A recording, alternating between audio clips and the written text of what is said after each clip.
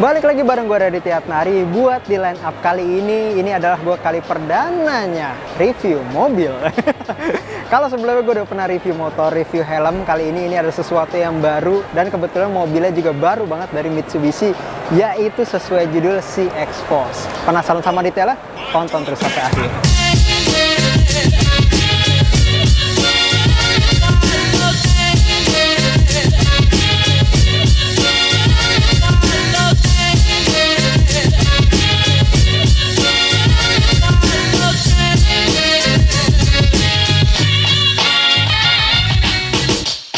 Kalau di video-video lain udah banyak nyebutin spesifikasi dari CX-Force ini. Mungkin sekarang gue lebih ke first impression, pendapat pribadi, apakah dengan harga 400 jutaan, teman-teman itu worth it buat beli X-Force. Nah, buat spesifikasi singkatnya, gue ingetin sekali lagi aja dah. Buat cc 1500, penggerak CVT artinya nggak ada yang manual.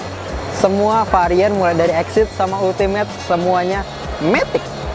Tapi drive mode dari ini mobil itu nggak kayak drive mode kayak mobil-mobil lainnya. Contoh kayak Convert, normal, sport kayak gitu. Tapi ini lebih ke buat jalan raya, lumpur, hujan, sama off-road, kerikil-kerikil. Tapi ini matic. Wah, gue justru jadi penasaran banget buat nyobain si X-Force ini. Kenapa dia dibikin drive mode-nya kayak gitu, nggak kayak mobil-mobil pada umumnya. Terus untuk penggerak rodanya dia di depan.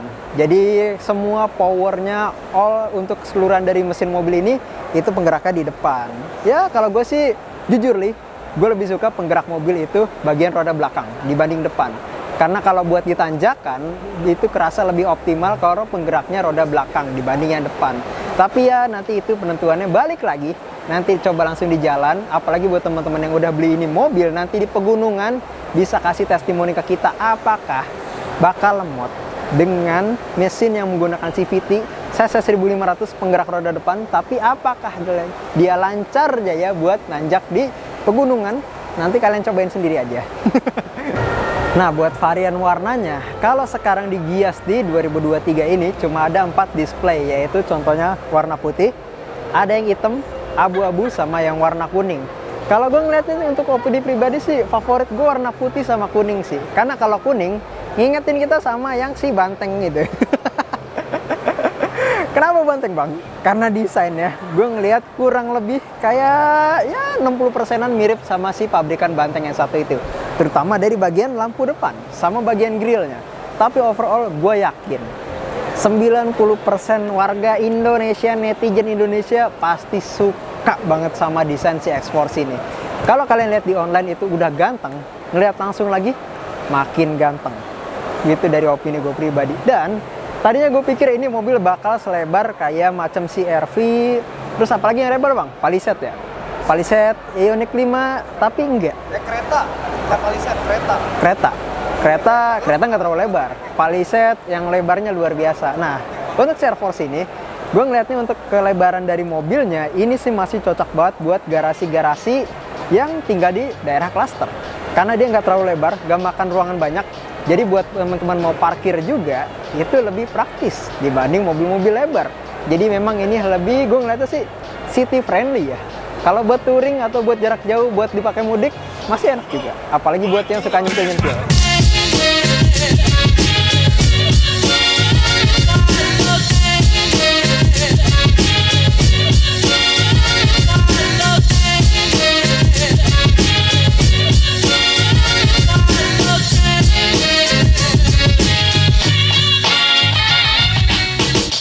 Sekarang teman-teman lagi lihat sisi samping dari si X-Force ini, yang memang kalau dari opini gue pribadi juga kok dari samping kayak B aja ya. Apa teman-teman ada yang sependapat? Kalau gue sih ngeliatnya kayak B aja. Saya begitu lihat dari depan, dari serong, wah cakep sih. Terus kalau ada yang bertanya-tanya apakah X-Force ini termasuk mobil yang panjang, yang cocok buat di perumahan klaster yang kira-kira parkirannya kayak nggak sepanjang kayak rumah-rumah ini ya, rumah-rumah BTN apa sih istilahnya, rumah-rumah yang standar gitu, rumah jadul deh ibaratnya. Ini sih kalau misalkan teman-teman tinggal di klaster, gue ngerasa ini mobil masih ngepas banget di parkiran untuk rumah-rumah klaster yang kurang lebih panjangnya sekitar 6 meter, 5 meter setengahan untuk rumah-rumah klaster. Nah, Si X-Force ini gue juga ngeliatnya kayaknya pas banget buat di perumahan cluster. Lagi-lagi ngomongin cluster, emang ini mobil cluster friendly. Jadi nggak cuma city friendly tapi juga cluster friendly karena dia nggak terlalu panjang. Kenapa begitu bang? Ya penumpangnya juga cuma cukup buat 5 orang aja. Jadi buat temen-temen yang suka nebeng temennya balik, apalagi yang suka sampai boncengan ber-7 ber-8, tidak direkomendasikan buat di X-Force ini. Tapi kalau buat boncengan 5 masih lumayan nyaman. Kenapa lumayan nyaman bang? Nanti kita move ke dalam, gue bakal jelasin buat penumpang ketiganya. Dari si X-Force ini gue ngerasa kayak penumpang tengahnya nggak bakal nyaman buat di X-Force. Lebih rekomen buat ya 4 penumpang aja kali lah. Kalau misalkan 5, gue ngerasa kayak agak maksa sedikit sih. Tapi ntar kita lihat ke dalamnya.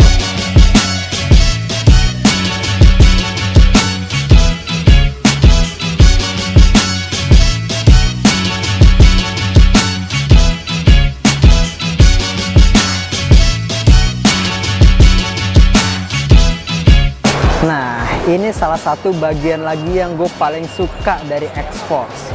Biasanya, kalau desain-desain mobil Jepang itu antara depan sama belakang itu ada pembeda desain terutama di bagian lampu. Tapi, si X-Force ini kayak ibarat mobil Jepang yang keeropaan. Jadi antara desain lampu depan sama belakang itu nggak terlalu beda jauh banget dan masih ada kesatuan desain antara lampu depan sama di bagian belakang. Sekarang gue mau nunjukin ke bagian dalamnya.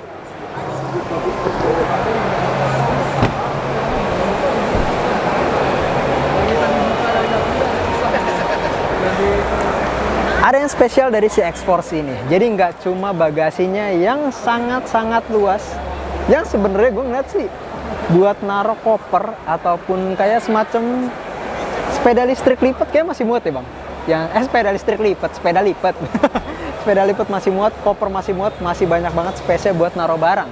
Dan spesialnya lagi, kalau teman-teman punya atau lagi ngantongin kunci dari si X-Force ini, itu bukannya otomatis tinggal ke bawahin sini aja, karena dia udah ada sensornya. Tapi kalau nggak punya kuncinya, dia nggak bakal buka otomatis. Harus buka manual kayak tadi dipencet. Buat nutupnya dia udah ada semacam elektronik, kayak ya sebenarnya sih mobil-mobil 400 jutaan juga rata-rata udah elektronik gini ya nutupnya. Jadi udah nggak manual, udah nggak kayak Avanza punya gua. Ya nutupnya harus gubrak. Udah enak, udah praktis, tinggal pencet aja. Iya betul, plat nomor getar. Tapi ini enggak. Terus yang gue suka lagi adalah untuk ground clearance dari si X-Force ini paling kelihatan itu di bagian belakangnya. Di mana? Dari data yang udah kita dapat juga si X-Force ini ground clearance-nya itu yang paling tinggi dibanding kompetitor-kompetitornya. Alias buat temen-temen yang rumahnya polisi tidurnya gede-gede, kayak rumah gue pribadi. Dan buat temen-temen yang suka dengan kondisi jalan yang misalkan kayak mudik, tapi kondisi jalannya kayak nggak terlalu rata. Kan kalau misalkan mobilnya terlalu ceper, itu bantingannya kerasa banget kan. Tapi sementara kalau si X-Force ini, kenapa dia didesain lebih tinggi? Karena itu sudah di riset cocok buat di jalanan Indonesia yang mulus banget. Mulus banget. Ngerti kan? Pokoknya ini cocok banget buat teman-teman yang tinggal di Indonesia. Udah dipikirkan sedemikian rupa biar si mobil ini sengaja didesain lebih tinggi daripada kompetitor-kompetitornya.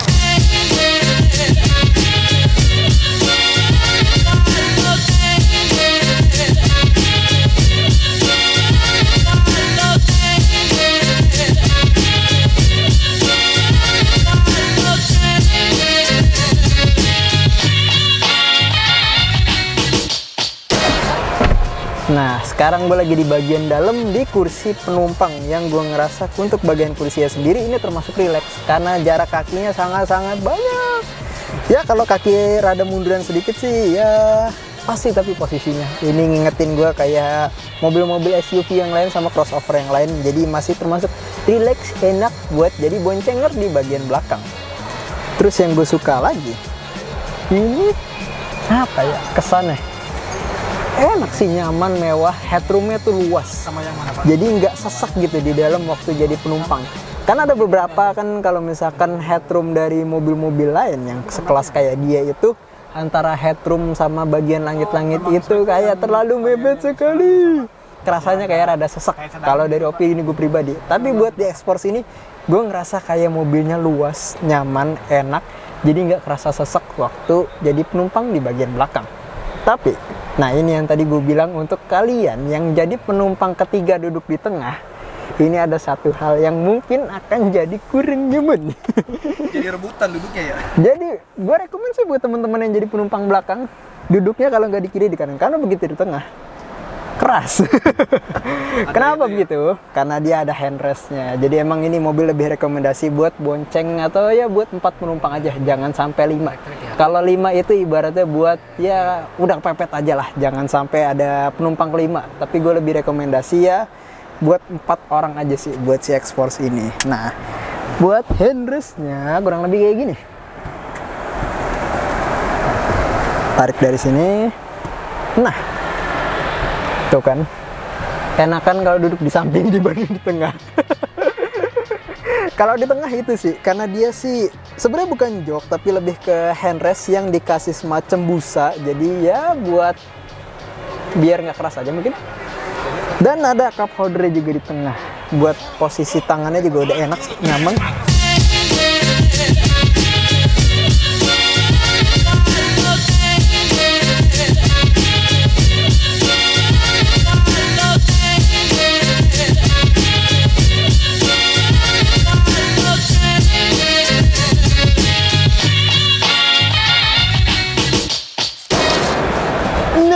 Ini dia interior bagian dalam kursi pengemudi dari si X-Force.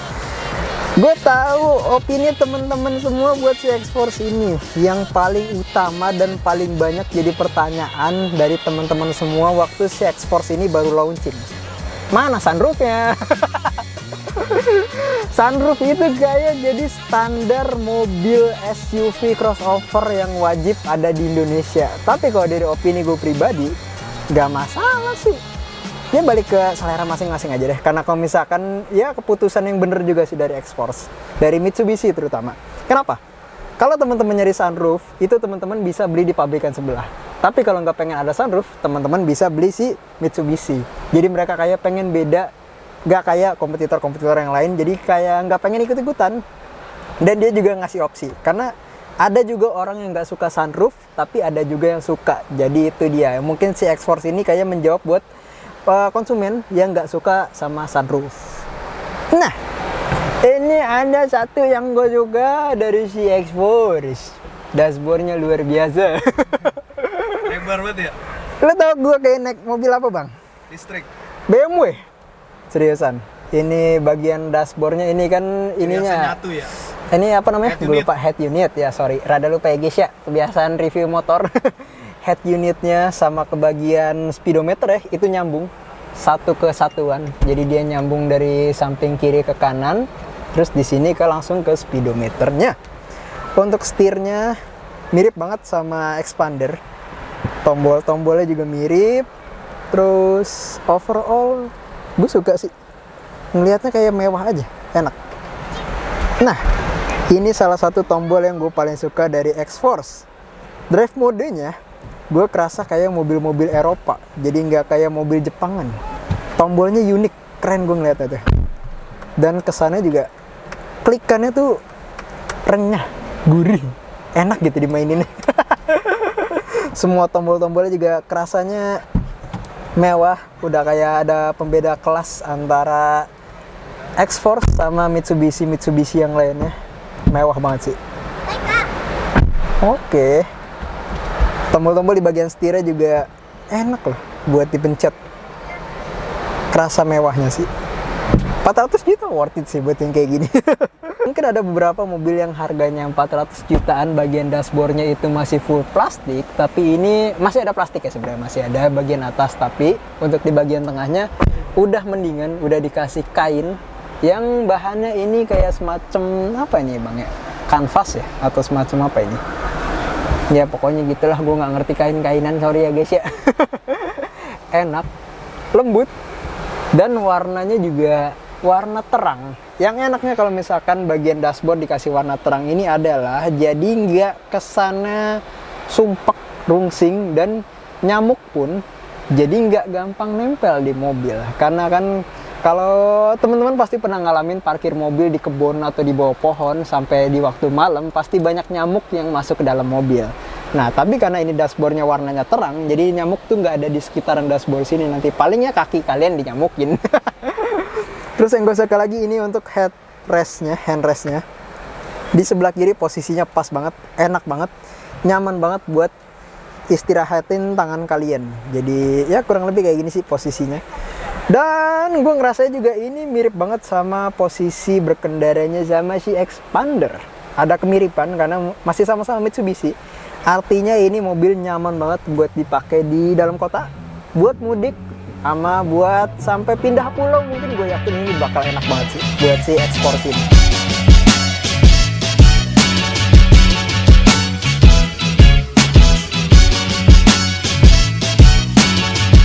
Ada satu yang gue kurang suka di X-Force, tapi apakah ini ada juga di kompetitornya gue belum ngecek sih ya. Terutama di bagian ini nih, power window. Power window-nya yang otomatis cuma ada di bagian kursi sopir, driver. Sementara kalau di bagian penumpang, itu power window-nya masih belum otomatis. Jadi ya kayak Avanza gue yang tahun 2014. Why gitu, why Mitsubishi, why? Apakah ini salah satu alasan untuk menekan cost ya? Bisa jadi ya bang ya, biar harganya neken di harga 400 ya, bisa jadi juga.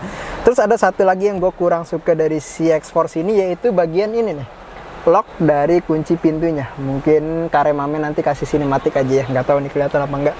Ini kesannya kayak mobil tahun 90-an. Kenapa desainnya seperti ini? Tidak di bagian handle buat buka pintunya. Why? Tapi overall itu aja sih yang gue kurang suka dari si X-Force. Sisanya overall dari yang gak gue suka ya sekitar cuma 5%. Sisanya 95% gue udah suka banget buat si X-Force kali ini. Dan gue merasa untuk di harga 400 jutaan buat spek tertinggi, worth it. Dan ini juga menjadi jawaban buat teman-teman semua. Apakah si Honda HR-V punya saingan? Nah, saingan beratnya gue rasa ada di sini. Corolla Cross juga. Corolla Cross, iya, dia baru launching juga kemarin bulan Juni. Dia juga saingan HR-V. Nah, sekarang HR-V patut hati-hati karena sudah ada nambah saingan baru lagi, yaitu si X-Force buat di seri crossover ini ya bang ya, jatuhnya. Gimana kalau dari teman-teman semua? Apakah worth it buat si X-Force ini di harga 400-an? Atau kalau dari teman-teman semua ngerasa kayak harusnya nih mobil bisa lebih murah lagi gitu, nggak harus 400. Buat yang varian terendahnya juga 370 something juga, apakah harusnya bisa lebih rendah dari harga segitu? Coba kalian komen di bawah ya. Dan kurang lebih itu aja sih buat first impression dari si Mitsubishi X-Force. Gimana kalau menurut teman-teman buat mobil yang baru aja dirilis di Gias 2023 ini oleh pihak Mitsubishi? Apakah worth it dengan harga segitu atau tidak? Coba kalian kasih opini kalian di bawah ya. Tapi overall, kalau kalian lihat entah pendapat sama gue apa enggak, nilai jual utama dari si Mitsubishi X-Force ini adalah desain luarnya terganteng buat harga 400 ribuan. Kalau dari opini gue pribadi, kalau menurut teman-teman gue semua gimana? Kuningnya cakep sih. Sama putihnya. Kalau dari Bang Semi, gimana Bang warnanya? Yang putih ya? Iya, yang putihnya juga cakep banget sih, parah. Ya udah sih, kurang lebih itu aja sih buat first impression dari si X-Force ini.